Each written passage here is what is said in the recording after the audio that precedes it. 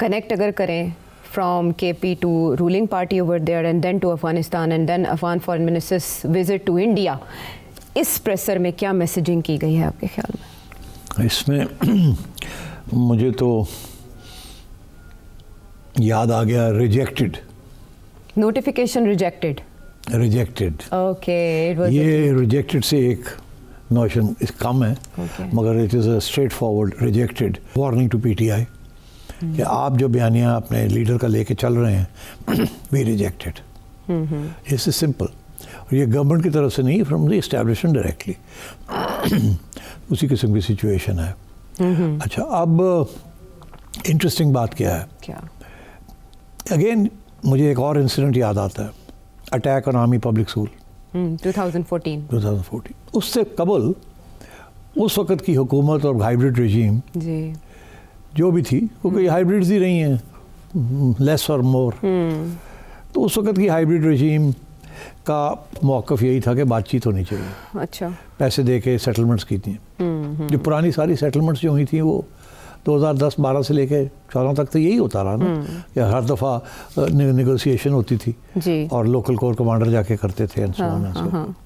تو پھر جا کے جب وہ ہوا تو پھر فائنل فیصلہ ہوا کہ ہم ایکشن کریں گے، اور وہ ایکشن ٹھیک ٹھاک ہوا. پھر 2 سال چلا، ڈسپلیسمنٹس بھی ہوئی، ریفیوجیز بھی بنے، مگر ان کو مار مار کے نکال دیا یہاں سے، ٹھیک.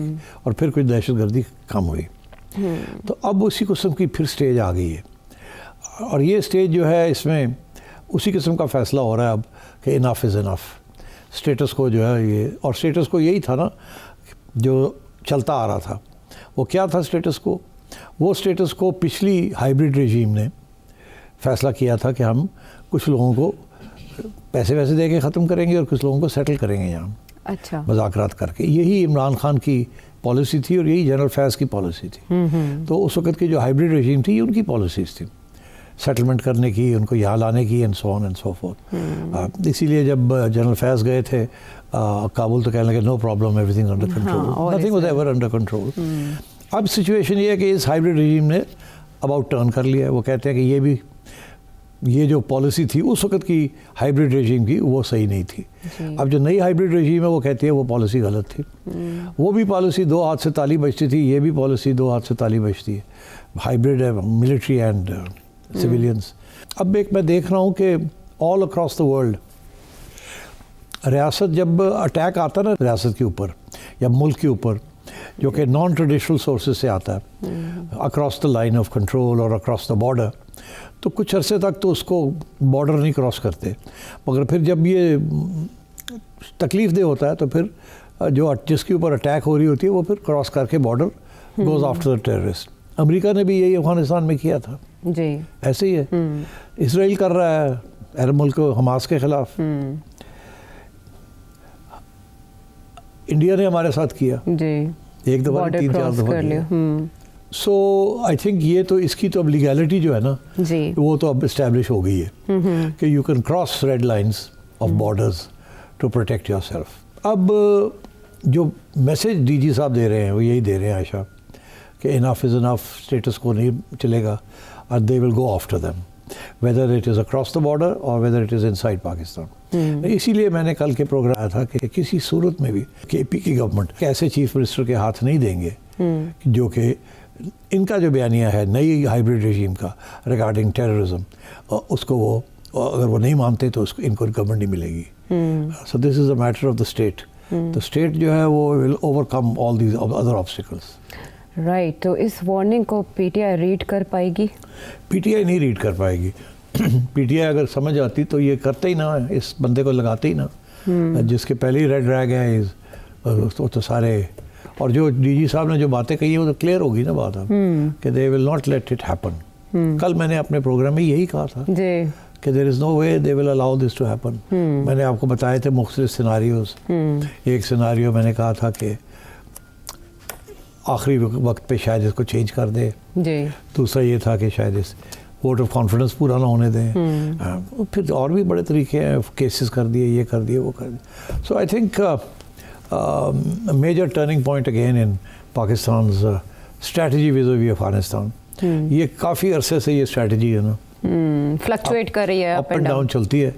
और हर हाइब्रिड गवर्नमेंट जो है वो देखती है कि पिछली स्ट्रेटजी फेल हो गई है तो फिर एक नई स्ट्रेटजी बनाते हैं। और अब तो ये कहा जा रहा है कि जो स्ट्रेटजी बनी थी वो 2021 में जी इमरान खान की हाइब्रिड गवर्नमेंट ने उसको तेज कर दिया था, जो उससे पहले बनी थी जी, जिसके साथ लड़ाई झगड़े थे, कोई सेटलमेंट नहीं करनी थी जी। National action plan, national action plan. अब ये कह रहे हैं कि नेशनल एक्शन प्लान जो है उसको 2021 में तब्दील कर दिया गया, एक नया एक्शन प्लान बनाया गया। जी। और वो नेशनल एक्शन प्लान जो है उसके तहत यही था कि हम बातचीत करेंगे और सेटल करेंगे और इस किस्म की चीज़ें। That's the implication. So I think Ayesha ji, अब आप समझें कि आपके रिलेशनशिप अफगानिस्तान के साथ और भी ख़राब होने जा रही है, बिकॉज अब you are going to take the war to Afghanistan. और मेरा ख्याल है कि this is going to lead to more destabilisation.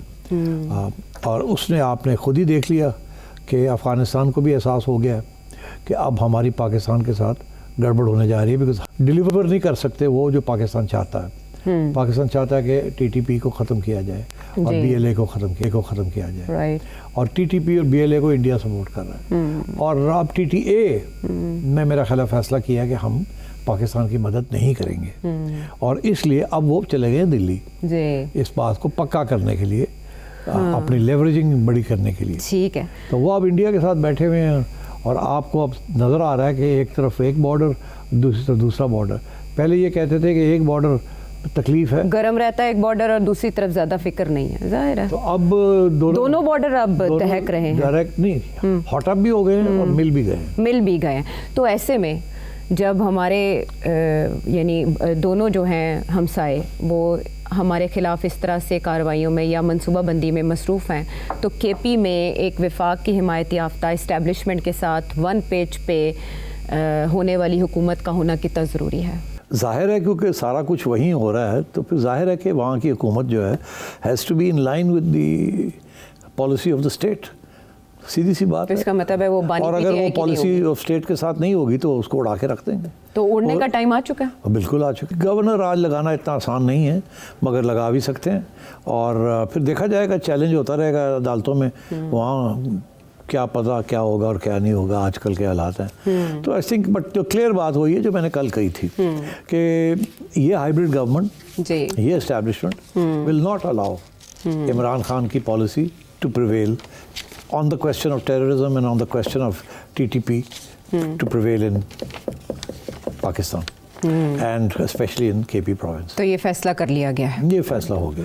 ठीक। अच्छा, इधर हम कोशिश कर रहे हैं कि अफ़गानिस्तान के साथ हम नॉर्मलाइजेशन की तरफ जाएं। इसहाक डार साहब विज़िट करते हैं, साल के आगाज़ में सादिक साहब जाते हैं, मोहम्मद सादिक साहब, फिर चाइना आता है, दरमियान में ट्राइलेटरल हमारे मुज़ाकरात होते हैं, बातचीत होती है, और अभी मॉस्को कॉन्फ्रेंस डायलॉग का इनेकाद वहाँ किया जाता है जिसमें इंडिया भी शरीक होता है। और वो असल में अमेरिका को मैसेज देते हैं कि यहाँ कोई फुटप्रिंट्स ऐसे गैर मुल्की बर्दाश्त नहीं किए जाएंगे बगराम एयरबेस के कॉन्टेक्स्ट में।